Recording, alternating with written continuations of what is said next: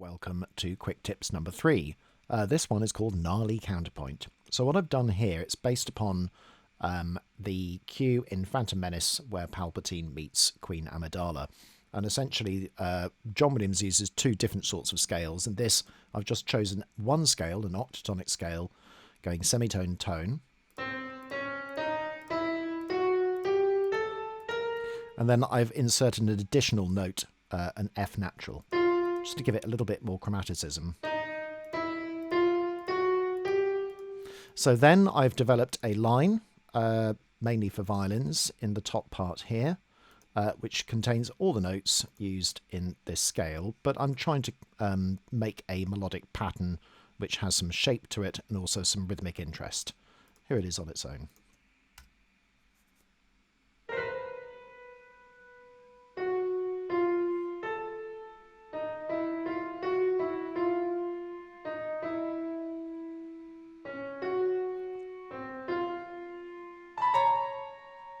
I was trying to catch it before it went on to the next bit.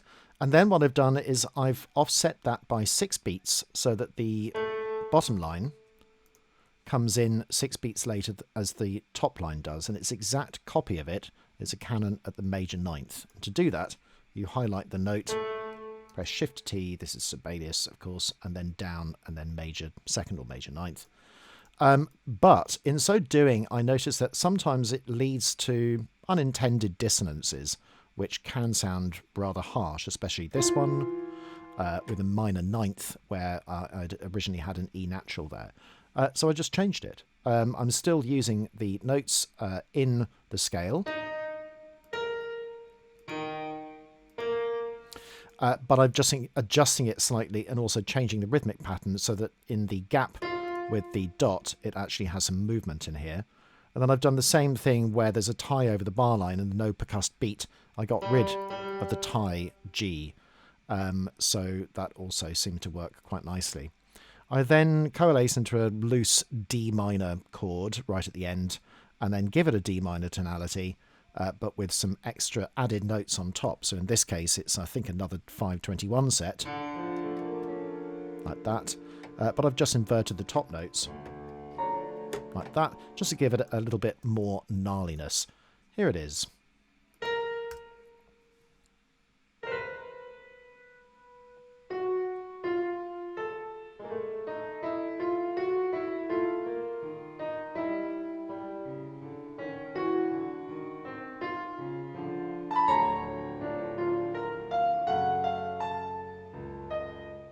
And then it would perhaps continue in a sort of mad waltz at the end.